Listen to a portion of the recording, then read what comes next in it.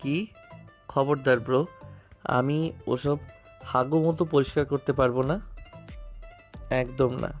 Dam, oh damn dear god of heaven, hear my call. স্বামীয়া তীক্ষ্ণ চোখে তাকালেন ছেলের দিকে, তারপর আদেশ করলেন। যা ইরাম, এই টেবিলের উপরে রাখ, ডাইপার আছে, শিখিয়ে দে ওকে কিভাবে করিস। ইরাম মানতে না চাইলেও সে ভীষণ বিনোদন পাচ্ছে। সাইবানের মুখটা একেবারে দেখার মতো হয়েছে। ইজানকে সাবধানে সে টেবিলে শুইয়ে দিল, অতপর আগের কাপড়ের ন্যাপিটা খুলে ফেলল। ছোট ছোট হাত ওর ছুঁড়ে ড্যাব ড্যাব করে সাইবানের দিকে তাকিয়ে ইজান শব্দ করে উঠল। ব্যা। Walk walk. মুখে হাত চাপা দিল সাইবান। আশেপাশে কিছু না পেয়ে একটা কাপড়ের ক্লিপ তুলে নিজের নাকে আটকে ফেলল। পোটলা খায় দুধ আর হাগে অ্যাটম বোম। ইরাম আর পারল না, ওই অবস্থায় দাঁড়িয়ে দাঁড়িয়ে হাসতে শুরু করলো সে। স্বামীয়া অব্দি মুখ টিপে হাসছেন দৃশ্য দেখে। হাসতে হাসতে ইরাম হাত বাড়িয়ে বলল। একটা ডাইপার দাও। সাইবান ডাইপার সেকশন থেকে পরিষ্কার ডাইপারটাও এক আঙ্গুলে এমনভাবে মুখের সামনে তুলে ধরলো যেন পৃথিবীর সব থেকে কদর্য কিছু ধরেছে। ঘৃণায় চোখ মুখ বাঁকিয়ে বমি পাচ্ছে এমন ভঙ্গি করে সে হঠাৎ বলে উঠল। হতে চেয়েছিলাম সুগার ড্যাডি, ভাগ্য হাতে ধরিয়ে দিল বাচ্চার ন্যাপি। আয়া কেয়া। লাফিয়ে উঠল ইচান। ইরাম ওয়েট টিস্যু দিয়ে তার ত্বক মুছে নিচ্ছিল। হাতে নাড়া খেয়ে আধবোঝা টিস্যুটা ছুটে গিয়ে পড়লো একেবারে সাইবানের হাতের উপর।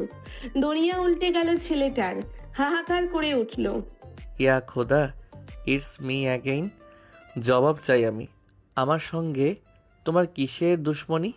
আজকে ইজানকে ডাক্তার দেখানো হবে, তাই বেশ সকাল সকালই উঠে পড়েছে ইরাম। হিসাব মতো আজ তার বিয়ের দ্বিতীয় দিন, তবে বিশেষ কোনো অনুভূতি নেই তার মাঝে। গোটা চিন্তায় ছেলেকে ঘিরে। ফ্রেশ হয়ে ইজানকে খাইয়ে তৈরি করিয়ে নিজেও রেডি হয়ে নিল সে। বিয়ের উপহার হিসেবে বেশ কয়েকটি নতুন শাড়ি পেয়েছে, সেগুলো থেকেই গাঢ় বেগুনি রঙের একটা বাছাই করে পরল। গোসল করে নিয়েছে, তাই চুলগুলো হালকা ভেজা, সেগুলোই খোলাই রাখলো। অতপর ইজানকে কোলে তুলে সিঁড়ি বেয়ে পায়ে পায়ে নেমে এলো নিচে। নাস্তার টেবিল সাজানো। স্বামীয়া আর সারিকা খেতে বসেছে। সারিকার স্বামী মিসির গতকালই চলে গিয়েছে। তাদের ফ্ল্যাটের ইন্টেরিয়ারের কাজ চলছে, ভাঙাচোরা ব্যাপার, তাই বউকে বেশ কিছুদিন বাপের বাড়িতেই রাখবে। সে নিজের সপ্তাহে একবার দুবার করে আসবে, তাই বলতে গেলে সারিকা একটা দীর্ঘ সময়ের জন্য এই বাড়িতেই থাকতে চলেছে। ইরামের বিশেষ কোনো মতামত নেই এই সম্পর্কে, তবে মেয়েটার সামনে তাকে সাবধান হয়ে চলতে হবে। ইরাম স্বামীয়াকে সালাম দিয়ে চেয়ার টেনে বসলো। সুগন্ধা তার প্লেট তৈরি করে হাত মুছে বলল। আপা আপনি খান, আমি রেডি হইয়া নেই। নিজের রুমের দিকে চলে গেল মেয়েটা। স্বামীয়া দ্রুত খাচ্ছেন, হাসপাতালে যাওয়ার তাড়া আছে, তবুও চোখের চশমাটা ঠিকঠাক করে তিনি শুধালেন। কি ব্যাপার, সাইবানকে দেখছি না যে? রেডি হয়নি এখনো? যাবে না তোদের সাথে? জানি না, ঘুম থেকে উঠে রুমে দেখিনি।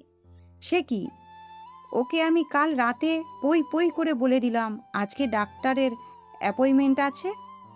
তোমার ছেলে কি গোয়ালের গরু? সে পাগলা ঘোড়া, তাকে শিকড় দিয়ে বেঁধে রাখা যায় না। সারিকা মন্তব্য করলো। কাটা চামচ দিয়ে দই মেশানো ফ্রুট সালাদ খাচ্ছে সে। তবে ইরাম ননদের কথাটা গায়ে মাখলো না। ইজানকে ওরুর উপর বসিয়ে দোলাতে দোলাতে খানিকটা পাউরুটি ছিঁড়ে মুখে দিল। অতপর তাকালো স্বামীয়ার দিকে, নরম অথচ আত্মবিশ্বাসী গলায় বলল। খালামণি, আমার মনে হয় আলাদিনকে কিছুটা সময় দেওয়া উচিত।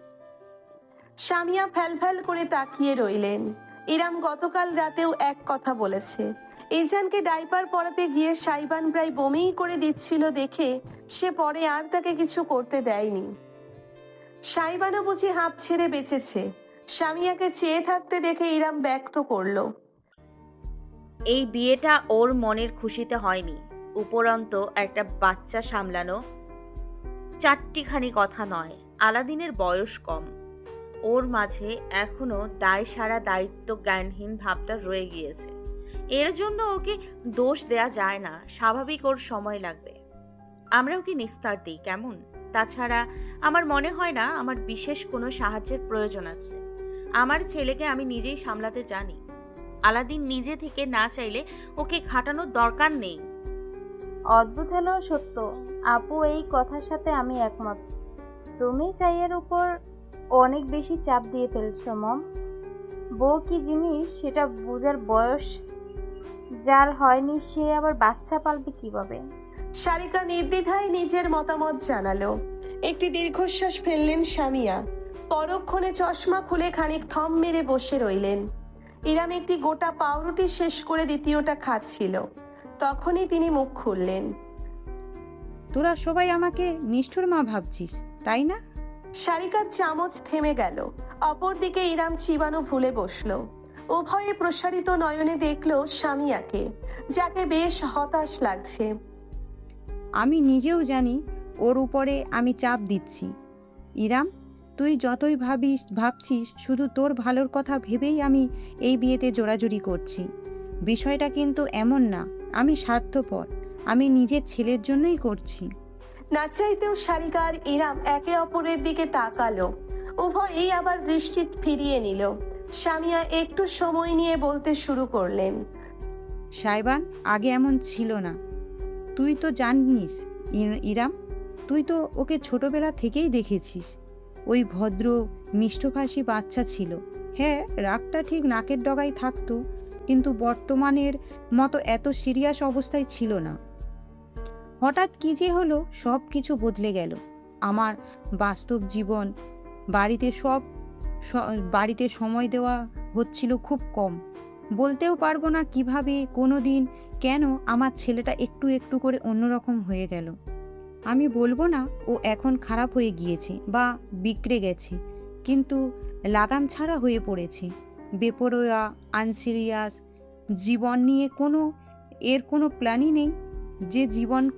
যে জিজ্ঞাসা করলেই শুধু বলে আজকের জন্য বাঁচি, কালের কথা ভেবে লাভ কি? চুপ করে রইলেন ইরাম। কেন যেন তার খারাপ লাগছে। সাইবানের ওই পরিবর্তনের সময়টা সে দেখেনি, অনুভবও করেনি। সোজা ছোটবেলা থেকে বড়বেলায় দেখেছে। কিভাবে বোঝা সম্ভব? কিন্তু সামিয়া সবটাই চোখের সামনে দেখেছেন নিজের। তাই মা হিসেবে তার চিন্তাটা স্বাভাবিক। সামিয়া ব্যাগ থেকে কাপড় বের করে নিজের চশমাটা মুছতে মুছতে বললেন। সাইবানের চিন্তাধারণা আধুনিক লেভেলের। ওকে বুঝিয়েছি আমি, এই জেনারেশনের সাথে তাল মিলিয়ে চলা শিখেছি।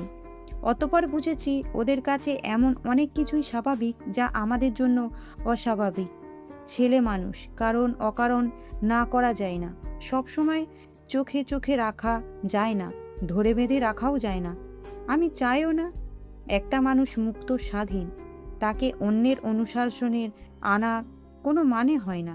তাই আমি সব সময় চেয়ে এসেছি, যদিও বা আমি না পারি, তবে ওর জীবনে এমন কেউ আসুক যে ওকে বাস্তবতা শেখাবে, ওকে ওর মতো করে বুঝতে পারবে, ওকে সামলে রাখতে পারবে। আমি চেয়েছি আমার ছেলেটা একটু পরিবারে আসক্ত হোক।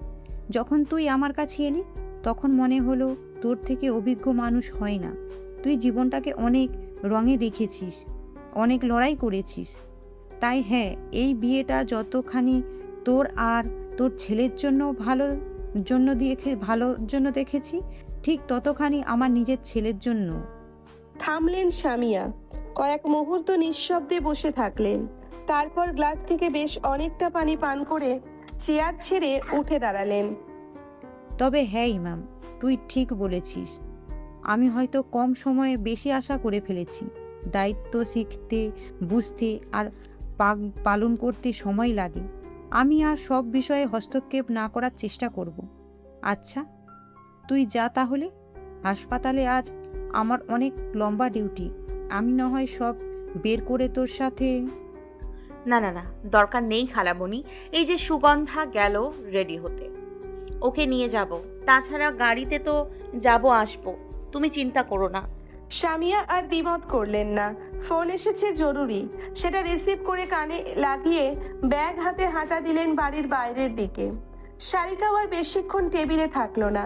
নিজের মায়ের কথাগুলো তাকেও ভাবুক করে তুলেছে বোধহয়।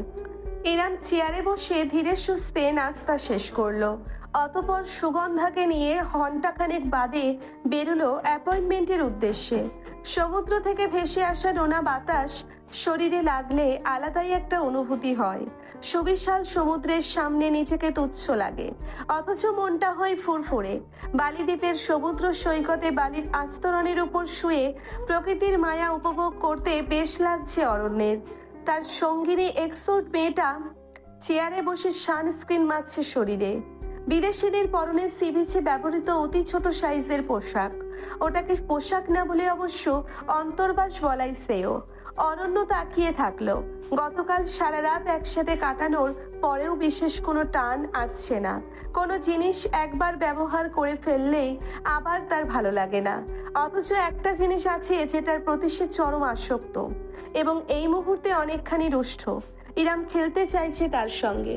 মেয়েটার দম আছে বলতে হয়। বেশ, তবে ইরামের সঙ্গে তার মতো করেই খেলা হবে। মেয়ে মানুষ আজ হোক কাল হোক ভাঙবেই। অরণ্য শুধু বসে বসে সেই ভাঙার অপেক্ষা করবে। ইরামকে তার কাছে ফিরে আসতেই হবে। অরণ্য নিজে আনবে না, নিজের ইচ্ছেই 2 পায়ে হেঁটে হেঁটে আসবে তার দুয়ারে। এর চাইতে মধুর কোনো দৃশ্য হয় না। যে পায়ে হেঁটে আসবে সেই পা দুটোকে সে সেদিন রাতে কাঁধের উপর উঠিয়ে নেবে, বুঝিয়ে দেবে এতদিন যাবৎ ইরাম কি মিস করে গিয়েছে। Wanna get into water? অরণ্য উঠে বসে বিদেশিনীকে শুধালো। মেয়েটি মাথা নাড়ল।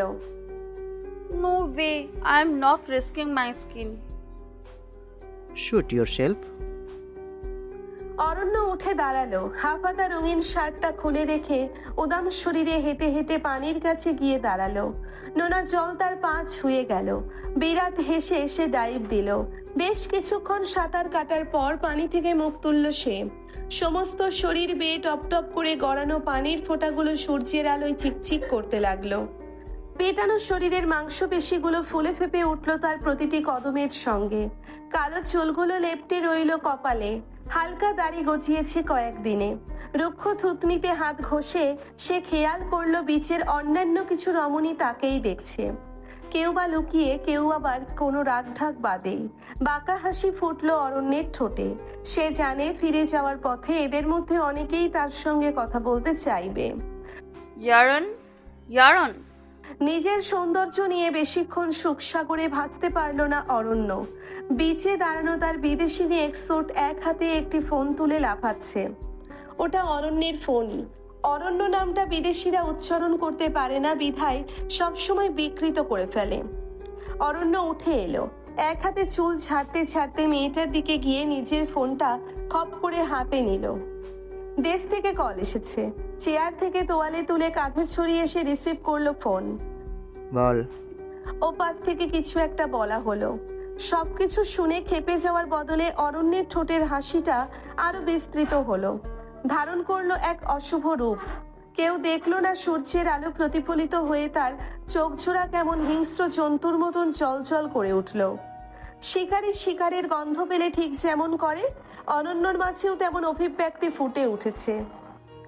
জিভে নিজের নিচের ঠোঁটে লেহন করে নিয়ে অরণ্য বলল। I see. ফোনটা কান থেকে নামিয়ে স্ক্রিনের দিকে তাকালো। তাহলে তুমি এইভাবে আমার অ্যাটেনশন আদায় করতে চাও ডার্লিং? বেশ, তোমার পাওনা অ্যাটেনশন তোমাকে দেওয়া হবে খুব শীঘ্রই। Just wait for me my world. ইজানকে চেক আপ করানো হয়েছে। ডাক্তার বেশি কিছু উপদেশ দিয়েছেন। আপাতত নতুন পরিবেশ বলে ইজান মাঝে মাঝে ছটফট করছে, এমনটাই বলা হয়েছে। মানিয়ে নিতে সময় লাগবে, বাকিটা রিপোর্ট এলে বোঝা যাবে। দুপুর হয়ে গিয়েছে প্রায়। ইরাম চেম্বার থেকে বেরিয়ে করিডোর ধরে হাঁটছে। তার পাশে সুগন্ধা। ইজান প্রতিদিনকার তুলনায় একটু বেশি শান্ত আজ। ডাক্তারের সামনেও তেমন হম্বিতম্বি করেনি। ইরামের বুকে মুখ গুজে পড়ে আছে। চেম্বারের বাইরে আরো মানুষ অপেক্ষা করছে। সকলেই ছোট ছোট শিশু, একদম বেশি ছোট কিংবা নবজাতক শিশুদের সঙ্গে মা বাবা দুজনেই এসেছে। এই তো ইরাম বের হতেই এক তরুণ দম্পতি তাদের 2 মাসের বাবুকে নিয়ে চেম্বারে ঢুকলো। দৃশ্যটা মনোরম, তার সঙ্গে আবেগ ঘন।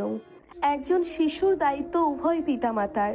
যে কোনো প্রয়োজনে উভয়ের উপস্থিতি শুধুমাত্র দম্পতির বন্ধনই শক্ত করে না, বরং শিশুর জন্য উজ্জ্বল দৃষ্টান্ত স্থাপন করে। কারণ সে নিজের চোখে দেখে বড় হয় তার পিতামাতার মাঝে সুসম্পর্ক আছে। সেটাই সে ভবিষ্যৎ জীবনে অনুকরণ করে। মলিন এক হাসি ফুটল ইরামের ঠোঁটে। ইজানের বাবা মানুষটা মোটেও উজ্জ্বল দৃষ্টান্ত নয়। ওই লোকটাকে এখানে সে কামনাও করে না। তার ছায়া ইজানের উপর পড়ুক সেটাও চায় না। তবে ইজান যে কোনো প্রকার সুস্থ সম্পর্কের বন্ধন দেখা ছাড়াই বড় হতে চলেছে সেটা তার কাছে স্পষ্ট। আপা, গাড়িটা একটু সুপার শপের সামনে থামাইতে বললেন। ওইখানে মাশরুম পাওয়া যায়। আজকে আমি আপনার মাশরুমের স্যুপ কইরা খাওয়াবো, অনেক মজা। সুগন্ধা নিজের কথা বলে যাচ্ছে, ইরামের শুনতে ভালোই লাগছে। করিডোরের শেষ প্রান্তে পৌঁছে গিয়েছে তারা প্রায়। ঠিক এমন সময়েই সামনের দৃশ্য লক্ষ্য করে ইরামের পদক্ষেপ থেমে গেল। করিডোরের শেষে দেওয়ালে হেলান দিয়ে দাঁড়িয়ে আছে সাইবান, একটা ওভার সাইজড হাফ হাতা টি শার্ট আর ঢোলা ট্রাউজার পরনে। চুলগুলো হালকা ভেজা ভেজা, ঘেমে গিয়েছে, কপালে ছড়িয়ে আছে। আইব্রো পিয়ার্সিংটা চিকচিক করছে। এক হাতে ফোন ধরা, কিছু একটা করছে অত্যন্ত মনোযোগ দিয়ে। ইরাম থেমে দাঁড়াতেই মুখ তুলে তাকালো সে। তারপর ফোনটা ট্রাউজারের পকেটে ঢুকিয়ে ধীরে ধীরে এগিয়ে এলো। তুমি এখানে? অবাক না হয়ে পারল না ইরাম। সাইবান মাথা কাত করে দেখলো তাকে, তারপর জিজ্ঞেস করলো, কেন? শাহরুখ খানকে আশা করছিলেন? না, অনুরাগকে আশা করছিলাম। ভালো আর হ্যান্ডসাম ছেলে। ইরাম জানে না হুট করে সে এমন জবাব কেন দিল। সাইবানকে দেখতে দেখতে ছেলেটার প্রভাব তার নিজের উপরেও পড়তে শুরু করেছে বোধহয়। অনুরাগের কথা শুনে ভ্রু কুঁচকে ফেলল সাইবান। তার চোখ মুখের শান্ত ভাবটা হুট করেই অশুভ হয়ে উঠল। শুধু অনুরাগ কেন, স্যালাইন আর ওর বাচ্চাটা কি দোষ করেছে? ওদেরও আশা করতেন? না না, শুধু ওদের কেন, পুরো পাড়া মহল্লাকে আশা করতেন। পৃথিবীর সকল মানুষকে আশা করতেন। পৃথিবীর বাইরে মঙ্গলের মঙ্গোলিয়ানদেরও আশা করতেন। এরিয়া 51 থেকে এলিয়েনদের আশা করতেন। ভাইজান থামেন থামেন, যে হারে আগাইতেছেন নাসার আগে আপনি মহাবিশ্বের বাইরে বাইর হইয়া যাইবেন। সুগন্ধার দিকে কটমট করে তাকালো সাইবান। জরিনার আম্মা সকিনা পটকে দিয়ে চটকে ফেলবো একদম। আমি আবার নারী পুরুষ সমান অধিকারে বিশ্বাসী। পরে শাহবাগে গিয়ে গলা ছিঁড়লে লাভ হবে না, দেখিস কিন্তু। পরক্ষণেই ইরামের দিকে ঘুরে দাঁড়ালো সে। আর আপনি? স্বামী আসবে না তো কোন খাদানের খনি আসবে আপনার কাছে শুনি? ও বাবা, স্বামী আমার আছে, বুঝতেই পারিনি। ইরাম মজা করলো। সাইবানকে খেপতে দেখে বেশ লাগছে তার। তির্যক এক হাসি ছুঁয়ে গেল বান্দার ঠোঁটে। আশেপাশে মানুষের উপস্থিতির কোনো পরোয়া না করেই হুট করে ঝুঁকে এলো সে। সুগন্ধার বড় বড় রসগোল্লার মতন চোখের দৃষ্টি উপেক্ষা করে ইরামের কানে কানে সে ফিসফিস করলো, বুঝতে পারছেন না নাকি বুঝতে চাইছেন না? সাইবানের একটি হাত উঠে এলো ইরামের কাঁধে। ভাঁজ করে তুলে দেওয়া তার শাড়ির আঁচলটি আঙ্গুলে ছুঁয়ে দিয়ে যুক্ত করলো। Don't try to play with your hubby. I am the coach of this game, Mrs Beguni. ধক করে বুকের ভেতরে একটা কাঁপুনি হলো ইরামের। ঠোঁটজোড়া অনুভবে ফাঁক হয়ে পড়ল। প্রসারিত দৃষ্টিতে দেখল সে সাইবানকে। বৃদ্ধাঙ্গুলে অথর ঘষতে ঘষতে আপাদ মস্তক খুঁটিয়ে খুঁটিয়ে ইরামকে দেখছে সে। চোখাচোখি হতেই জিভ গালে ঠেকিয়ে অদ্ভুত ভঙ্গিটা করল সে। একেবারে বাজে অভ্যেস, ভয়ানক অভ্যেস। গাড়িতে পায়ে হেঁটে যাবেন নাকি শাড়িতে কোলে তুলে নেব? ইরামের গাল দুটো হালকা লাল হয়ে উঠল। এইটুকুই, সে বেশি অনুভূতি দেখালো না আর। দ্রুত এগুলো করিডোর ধরে। পিছনে নীরবে হাসতে হাসতে এলো সাইবান। তার নয়নচোরা ঘুরপাক খেতে লাগলো সামনে হেঁটে চলা ইরামের বেগুনি শাড়ি জড়ানো অবয়বে। ড্রাইভারের পাশে বসলো সুগন্ধা, পিছনে ইরাম আর সাইবান। সুগন্ধার কথা মতো সুপার শপের সামনে থামা হলো। ব্রেচারি ড্রাইভারকে সঙ্গী বানিয়ে নাচতে নাচতে পছন্দের মাশরুম কিনতে চলে গেল। গাড়ির ভেতরে এখন শুধু সাইবান আর ইরাম। ইজান ইরামের কোলে নড়াচড়া করছে, আশেপাশে দেখছে কৌতূহলী দৃষ্টিতে। বাইরে গেলেই সে এমন করে। ইরাম ছেলেকে দোলাতে দোলাতে হঠাৎ জানালা দিয়ে বাইরে তাকিয়ে দেখলো রাস্তার একপাশে ভুট্টাওয়ালা বসেছে। তার মনে পড়লো কলেজে ভার্সিটি যাওয়ার সময় এভাবেই ভুট্টা খাওয়া হতো।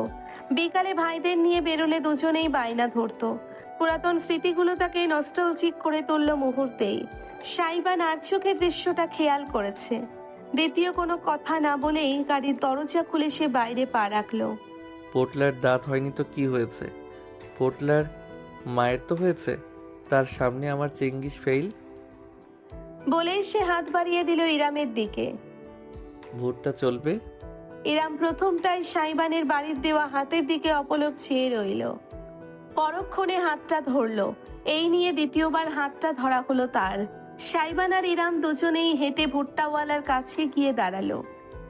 মামা, 4টা ভুট্টা। 4টা কেন?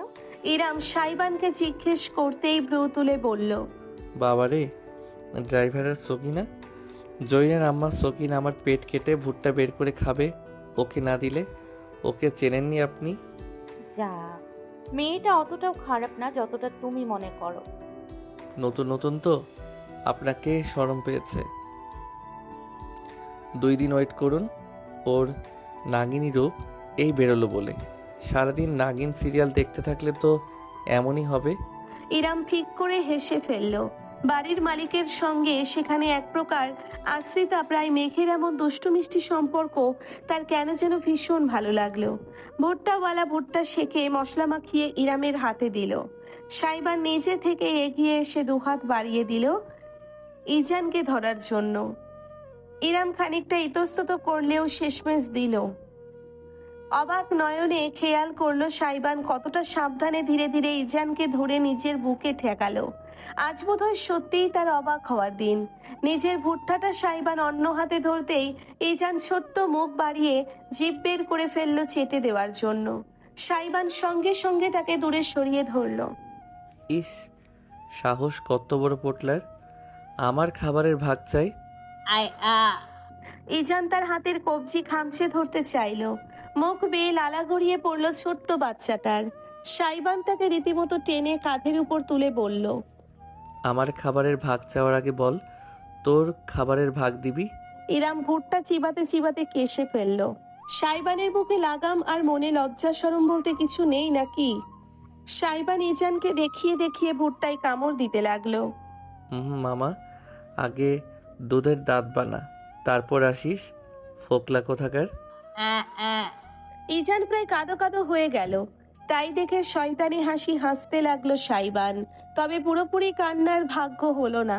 রাস্তা দিয়ে হেঁটে যাওয়া কয়েকজন তরুণী হঠাৎ করেই থেমে দাঁড়ালো তাদের সামনে। একজন অতি উত্তেজিত মেয়ে এসে বলল, কি কিউট বেবি, একটু আদর করি। ইজানের কান্না ভাব মুহূর্তেই মিলিয়ে গেল। মারি দেখিয়ে অদ্ভুত ভঙ্গি করে সে মেয়েগুলোর দিকে চেয়ে রইল। সাইবান বলল, ওই দেখেছো, মেয়ে দেখলেই মন খুশি হয়ে যায়, তাই না? I can feel bro, I can totally feel. মেয়েগুলো ঘিরে দাঁড়িয়ে ইজানকে আদর করে দিতে লাগলো। ইরাম সতর্ক চোখেই দেখছে, তবে এটাও খেয়াল করলো সাইবানও বিশেষ অসতর্ক নয়। হাসি মজার মুডে থাকলেও তার চোখের তীক্ষ্ণ দৃষ্টি ইজান আর প্রতিটি মেয়ের দিকে বিশেষ খেয়াল রাখছে। ইরামের মনে ভীষণ উষ্ণতা ভর করলো। একটা মেয়ে ইজানের গাল টেনে দিয়ে বলল, বেবি অনেক কিউট। আপনার ছোট্ট ভাই? সাইবান ইজানকে নিজের বুকে ঠেকিয়ে অপ্রত্যাশিত একটি উত্তর করলো, মাই বেবি বয়। সময়টা বিকাল বেলা। নার্সারি গ্লাইডরে হেলান দিয়ে বসে ইজানকে ফিডার দিয়ে দুধ খাওয়াচ্ছে ইরাম। ফর্মুলা মিল্ক নয়, ব্রেস্ট পাম্প ব্যবহার করে সে পাম্প করে সংরক্ষণে রেখেছিল, সেটাই খাওয়াচ্ছে। এখন একটু সুবিধা অনুভব করছে সে। অতিরিক্ত চাপে বুকে আর তেমন একটা ব্যথা হয় না, যেটা আগে হতো। ঢুলু ঢুলু চোখে ইরামের বুকে শুয়ে ফিডার চুষছে ইজান। চুকচুক করে একটা শব্দ হচ্ছে তাতে। এই শব্দটা ইরামের ভীষণ প্রিয়। মুচকি হেসে ছেলের পিঠে আলতোভাবে হাত বোলাতে বোলাতে নার্সারি গ্লাইডারে দুলছে সে। এই আসবাবটাও ভীষণ কাজের এবং আরামদায়ক। দেখতে পুরো দোস্ত রাজকীয় ভেলভেট সোফার মতন, অথচ বসলে আরামদারার ন্যায় দোল খায়। বাচ্চারা কত আরাম পায়, খুব সহজেই শান্ত হয়ে পড়ে। মায়েরও ভীষণ সুবিধা, সে যেখানে সেখানে যেমন তেমন ভাবে ব্রেস্ট ফিডিং করার ঝক্কি পোহাতে হয় না। এই জন্য এটাকে ফিডিং চেয়ারও বলা হয়। এমন বস্তুও আজকাল আবিষ্কার হয়েছে ভেবে ইরাম বেশ অবাক হয়। ইজানের সাথে সাথে তার চোখ জোড়াও বুঝে এসেছিল প্রায়। এমন সময় রুমের ভেতরে এলো সাইবান। আজ সারাটা সকাল সে বাইরেই ছিল। আর কিছুদিন বাদেই তার বড় একটা শো আছে, সেটার জন্যই প্র্যাকটিস ছিল। সঙ্গে টুকিটাকি কাজও সেরে এসেছে। রুমে ঢুকেই ইরামের ইজানকে খাওয়ানোর দৃশ্যটা তার তীক্ষ্ণ চোখ জোড়াকে খানিক নরম করে তুলল। খানিকটা গভীর দৃষ্টিতেই দেখল সে প্রাণ ভরে। তারপরে নিজে থেকেই বিব্রত অনুভব করে গলা খাকারি দিল। শব্দ কানে যেতেই ইরাম চোখ খুলে ফেলে সামনে তাকালো। আলাদিন। আস্তে করে উচ্চারণ করলো সে। তারপর বুকের উপর থেকে অতি সাবধানে ইজানকে তুলে ধরলো। বেচারা ততক্ষণে ঘুমিয়ে কাদা। ফিডার দেখে ছেলেকে নিয়ে বিছানার মাঝখানে শুইয়ে দিল ইরাম। পাতলা কম্বল দিয়ে ঢেকে দিল ছোট্ট শরীরখানি। মুখের দুই পাশে দুহাত মুঠো পাকিয়ে গভীর নিদ্রায় আচ্ছন্ন হয়ে রইল ইজান। গোসল করে নাও, আমি সুগন্ধাকে খাবার দিতে বলছি। ইরাম বলে উঠল। সাইবান মাথা নাড়ালো। না, আমি খেয়ে এসেছি বাইরে থেকে। নিজের শরীর থেকে সাবধানে জ্যাকেট খুলে দিয়ে বিনা শব্দে হেঁটে গিয়ে ক্লোজেটে বুলিয়ে রাখলো সে। তারপর গলা নামিয়ে নরম সুরে বলল, আপনার আজকে রাতে কোনো কাজ আছে? ফিডার আর পাম্প গুছিয়ে রাখতে রাখতে ইরাম জানালো, না, কেন হঠাৎ?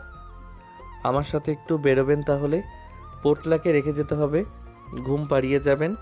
চিন্তা নেই, সিস আর জরিনার আম্মা সকিনাতে দেখে রাখবে। ইরাম ভ্রু কুঁচকে ফেললো। কি এমন কাজে যেতে হবে? আমার বন্ধু বান্ধবদের সাথে আপনাকে পরিচয় করাবো। ওরা বায়না ধরে বসেছে। বন্ধু? অনুরাগ, আফনান ওরা? কিন্তু ওরা তো আমাকে দেখেছে। ক্লোজেটের দরজা আটকে ঘুরে দাঁড়ালো সাইবান। বুকে দুই বাহু চেপে জানান, অনুরাগরা আমার ক্লোজ ফ্রেন্ড। ওরা বাদেও কিছু চেনা জানা মানুষ আছে, কলিগ বলতে পারেন, যাদের সাথে আমি চলাচল করি, কাজ করি। আজ সন্ধ্যায় ওদের ছোটোখাটো একটা পার্টি দেবো ভাবছি।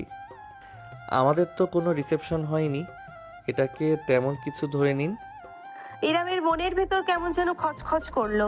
এই বিয়েটা অস্থায়ীভাবে শুরু হয়েছে, যদিও শুধুমাত্র সে এবং সাইবানি সেই কথা জানে। তবে এভাবে তাকে ছেলেটার নিজের সাইকেলের সাথে পরিচয় করানোর কি দরকার? যত রাগ ঢাক করা যায়, আড়ালে আবডালে থাকা যায়, ততই মঙ্গল, তাই না? তাহলে কিন্তু ইরাম প্রশ্নটা করতে পারলো না। সাইবানের কিছু অতীত আচরণ তাকে বিস্মিত করেছে। ছেলেটার বৈশিষ্ট্য বুঝতে পারলেও তার মন বুঝতে বেগ পোহাচ্ছে ইরাম। তাই সে আর দ্বিমত করলো না। ঠিক আছে, আমি ইজানকে খাইয়ে ঘুম পাড়িয়ে রেখে যাব, তবে বেশি দেরি করা যাবে না। তুমি থাকলে থেকো, তুমি থাকলে থেকে যেও, আমি চলে আসবো। ওকে। একটু থেমে সাইবান হঠাৎ এগিয়ে এলো। বাইরে থেকে আসার সময় কাঁধে একটা ব্যাগ ছিল তার, সেটা কাউচের উপর রেখেছে। ব্যাগটা খুলে একটা শক্ত কার্ডবোর্ডের দারুণ বক্স বের করলো সে। মখমলের মতন ডিজাইন চারপাশে। বক্সটা নিয়ে সে ইরামের কাছে গিয়ে দাঁড়ালো, এগিয়ে দিল। কৌতূহলী হয়ে ইরাম বক্সটা হাতে নিল। এটা কি? আজ রাতে পড়বেন। এইটুকুই, কোনো ব্যাখ্যা নেই। সাইবান তোয়ালে তুলে নিয়ে হেলে দুলে নিজের জাকুজির ভেতরে চলে গেল। এখন 2 ঘন্টার আগে ছেলেটার দেখা পাওয়া যাবে না। কি যে করে ওটার ভেতরে কে জানে। অবশ্য একবার ঢুকলে ইরামেরও বের হতে মন চাইবে না জানে সে। বক্সটা নিয়ে সে নার্সারি গ্লাইডারে বসলো। ওপরের ঢাকনাটা খুলতেই ভেতরের দৃশ্য তার চোখজোড়া প্রসারিত করে ফেললো। একটি গোলাপি রঙের জামদানি শাড়ির সঙ্গে স্বর্ণালী বর্ণের কারুকার্য করা একটি নেকলেস। আসল সোনা নাকি বুঝতে পারল না ইরাম। শাড়িটাও তার ব্যবহার করা সাধারণ সুতির শাড়ি নয়। চোখ পিটপিট করলো রমণী। আনমনে জিনিসগুলো ছুঁয়ে দিয়ে মুখ তুলে জাকুচির বন্ধ দরজার দিকে তাকালো। হঠাৎ এসব? এখন যখন ভাবছে তখন ইরামের মনে পড়লো বিয়েতে সকলের থেকেই মোটামুটি উপহার পাওয়া হয়েছে তার। এমনকি সারিকা এবং মিশিরের পক্ষ থেকে একজোড়া স্বর্ণের দুল এবং ইজানের জন্য প্ল্যাটিনামের একটি চেইন পেয়েছে সে। কিন্তু সাইবানের তরফ থেকে কিছু আসেনি। সে চাইও নি। উপহার চাইবার মতো কিংবা প্রত্যাশা রাখার মতন করে তো বিয়েটা হয়নি। এটাই ইরামের স্বামীর দেওয়া প্রথম উপহার। বাক্যটা নিজে থেকেই হৃদয়ে ধ্বনিত হলো। ইরাম বলতে পারবে না, কেমন যেন অনুভূত হলো বুকের ভেতর। এমন নয় যে সে অরণ্যের কাছ থেকে কোনোদিন কোনো উপহার পায়নি, বরং পেয়েছে এর চাইতেও দামি কিছু। অরণ্য তাকে বিয়ের উপলক্ষ বাদে প্রথমবার ভীষণ দামি এক উপহার দিয়েছিল, রুবির লকেট। টকটকে লাল, ইরামের উজ্জ্বল শ্যামলা ত্বকের সঙ্গে দারুণ মানাতো যখন সে গলায় পরতো। কিন্তু সেই উপহারের অনুভূতি একেবারেই আলাদা, কারণ সেই রুবির লকেটটা ইরাম পেয়েছিল অরণ্য তার গায়ে প্রথমবার হাত তোলার পর। সন্ধ্যা 7:30। সিঁড়ির গোড়ায় হেলান দিয়ে দাঁড়িয়ে ফোন ঘাটছে সাইবান। পুরোপুরি প্রস্তুত সে। অনুরাগ ইতিমধ্যেই মেসেজ দিয়ে রেখেছে তারা কোথায় আছে জানতে চেয়ে। সাইবান গলা উঁচিয়ে ডাকলো,